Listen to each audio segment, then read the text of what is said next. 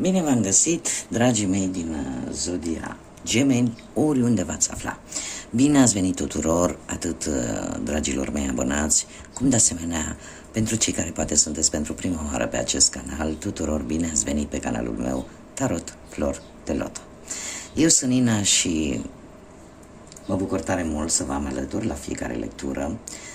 Trebuie să mulțumesc tuturor celor care mi-au lăsat comentarii frumoase, sugestii, like-uri, dar mai ales prezența voastră contează foarte mult pentru mine la fiecare lectură pe care eu o public. Așa că vă îndemn, chiar și pentru cei care poate încă nu v-ați abonat, să o faceți, să nu uitați să lăsați un comentariu, să dați un like, sunt lucruri gratuite, nu costă absolut nimic. Și în felul ăsta mărim această comunitate a florilor de lotus, a celor care nu se dă bătuți și care de fiecare dată merg către lumină și către împlinire. Azi voi face lectura generală pentru luna iulie, așa că dacă aveți soare, lună, Venus sau ascendentul în Zodia Gemeni, atunci această lectură este de asemenea și pentru voi. Dacă nu veți rezona poate cu această lectură sau vreți să urmăriți și celelalte lecturi care pot reprezenta pentru voi ascendentul, luna sau Venus, și de acolo puteți obține informații suplimentare care poate vă pot ajuta sau vă pot clarifica anumite întrebări. Bun, lămurite toate acestea, am ales pentru început oracolul frunzelor de ceai, așa că am aici luna iulie, da? Așa că o voi pune și haideți să scoatem câte o carte. Pentru cei care deja sunt abonații mei, știu că acest oracol are aproape 200 de cărți și este imposibil să le amestec eu în mână și atunci și autoarea sugerează punerea lor într-un săculeț, da? Și în felul ăsta să le putem amesteca și alege cărțile. Avem pentru prima săptămână din iulie, a doua săptămână,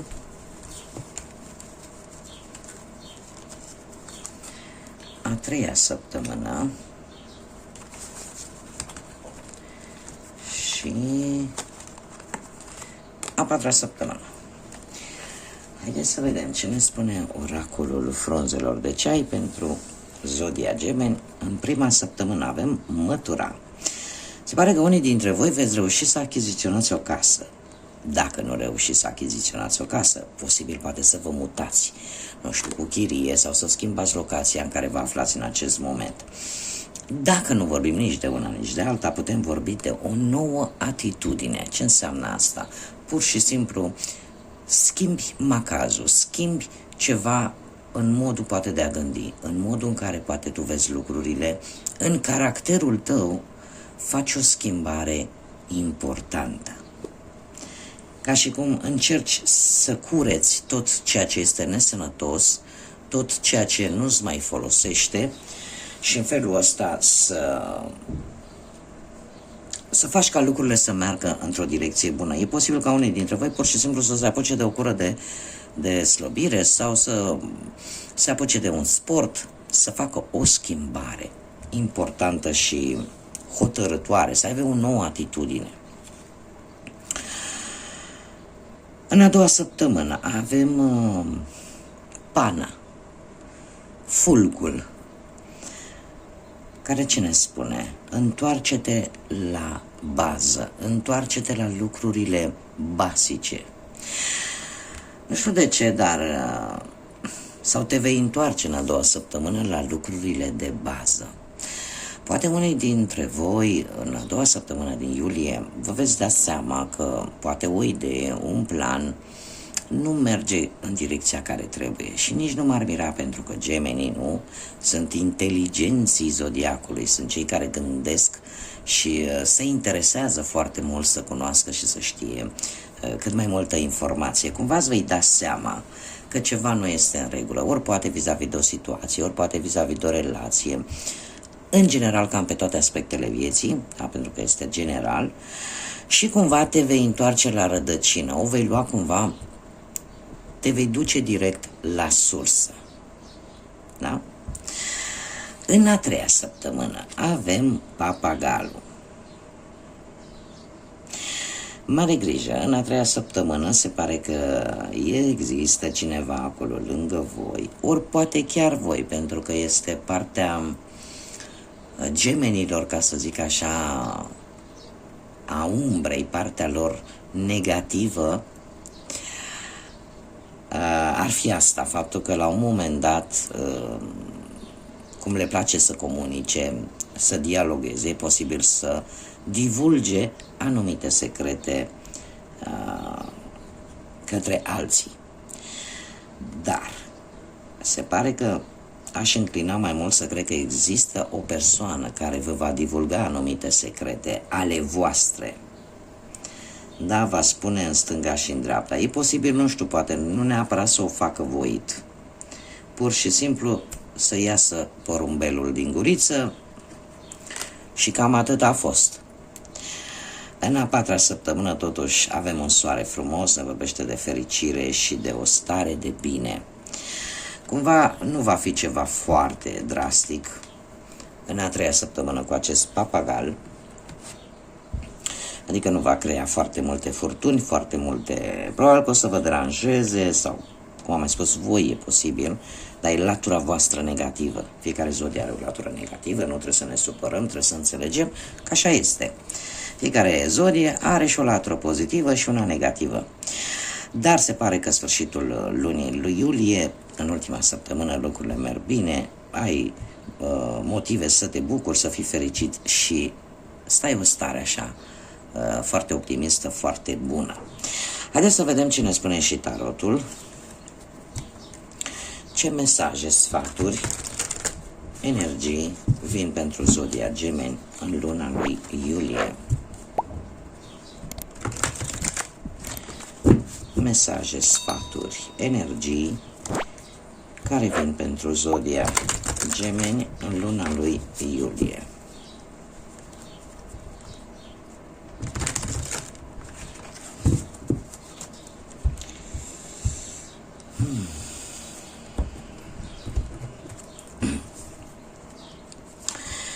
Și avem 6 de monede, nebunul, 10 de monede, 2 de monede și 7 de monede.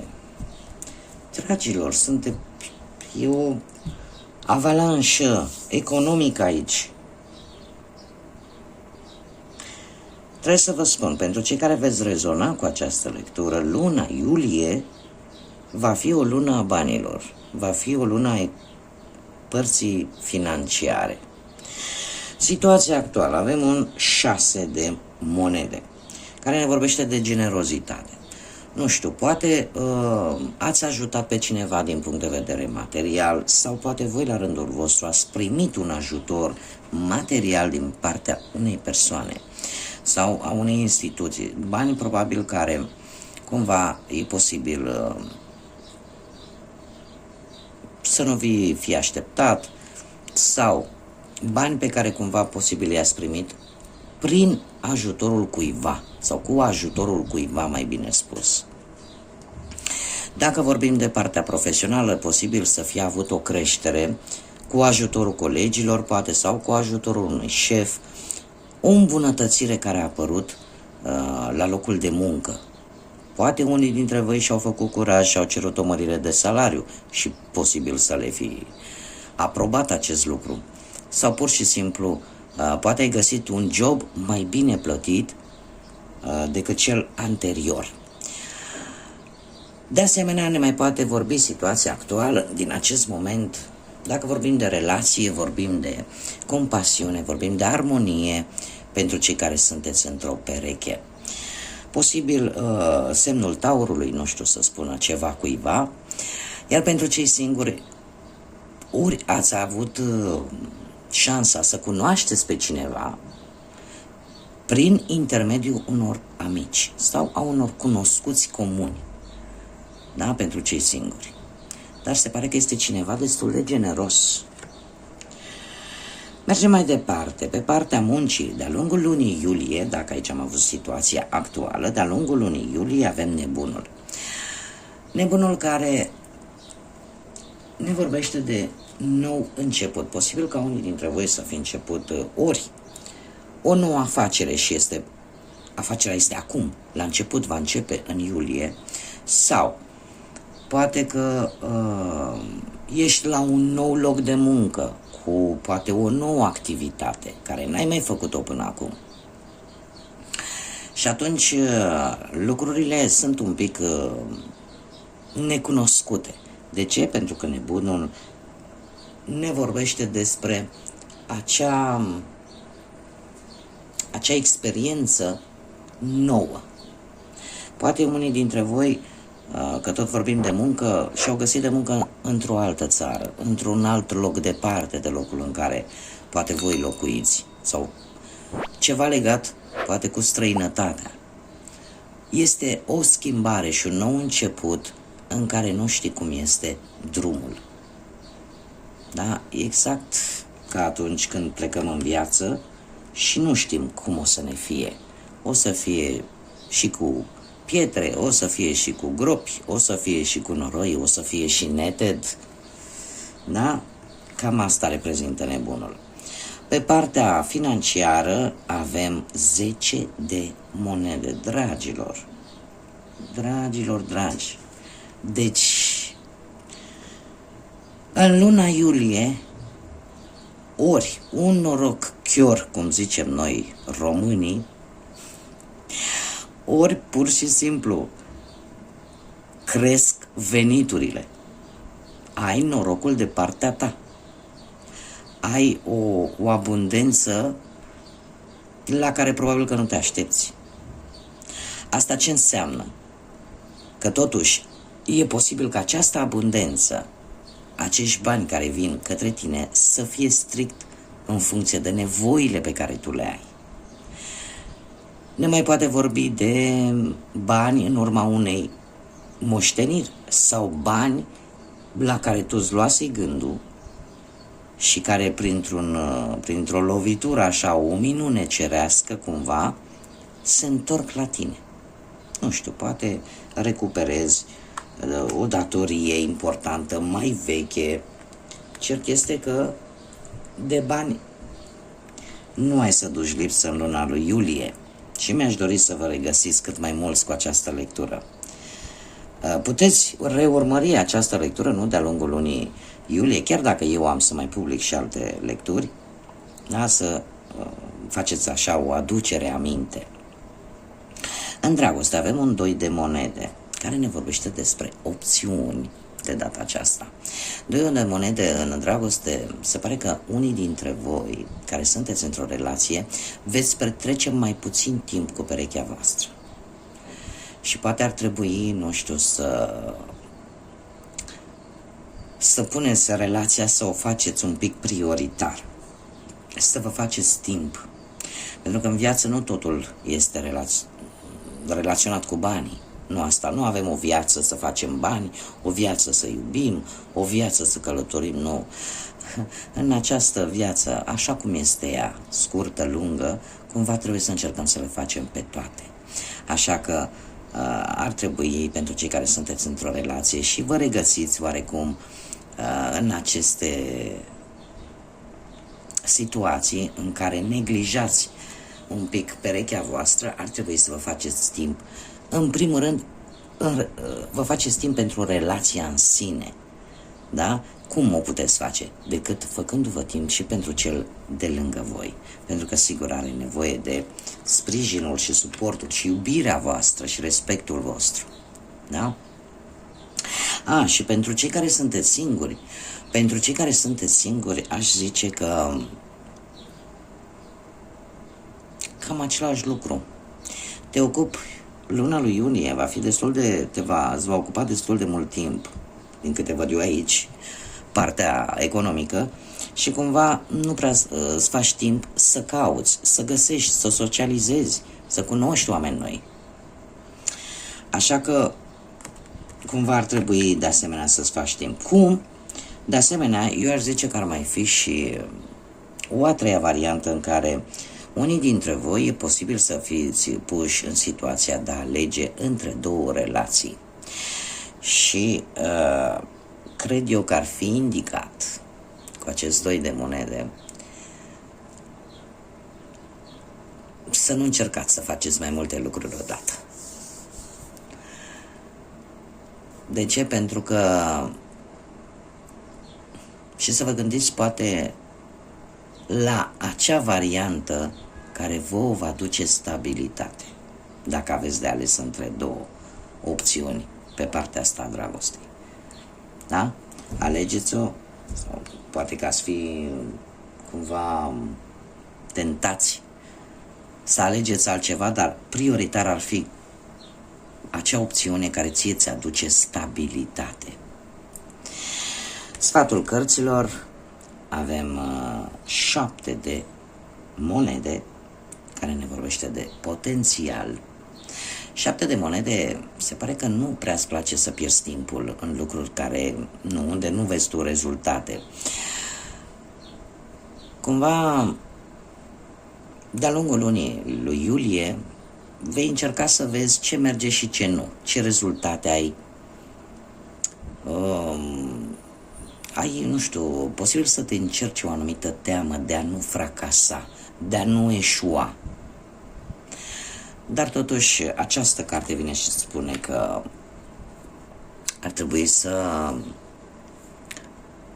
să nu te preocupi atât de tare, să fii mai încrezător, încrezătoare, să fii mai puternic, puternică, pentru că și dacă ar fi ceva negativ, cumva e pe punctul de a se termina.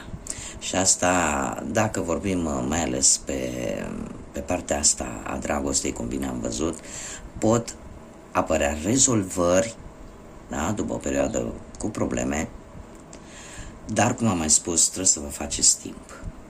Și pentru cei singuri, aveți șanse mari ca o persoană căreia, nu știu, care să vă placă, să fie pe placul vostru așa, să apară în viața voastră, numai faceți-vă timp. Da? Haideți să vedem ce număr angelic este important pentru voi, dragilor din Gemeni. Numărul angelic pentru zodia Gemeni, te rog.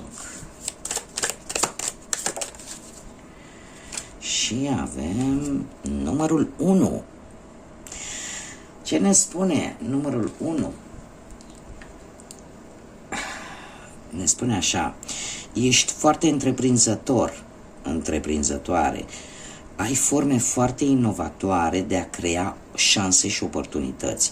Determinarea și rezistența ta sunt foarte puternice și te vor ajuta să treci peste momente dificile și în felul ăsta să obții victoria, să obții reușitele. Data de 1 iulie, posibil să însemne ceva pentru unii dintre voi sau să se întâmple ceva. Această carte ne vorbește foarte mult de individualism. Ce înseamnă asta? Poate că unii dintre voi faceți cea mai bună treabă atunci când lucrați poate singuri. Sau aveți așa un soi de inițiativă foarte activă. Deja parcă treceți la acțiune. Cumva nu mai merge cu ce e pe hârtie, vreți să acționați. Într-adevăr ne vorbește de începuturi cu foarte mult potențial, de șanse.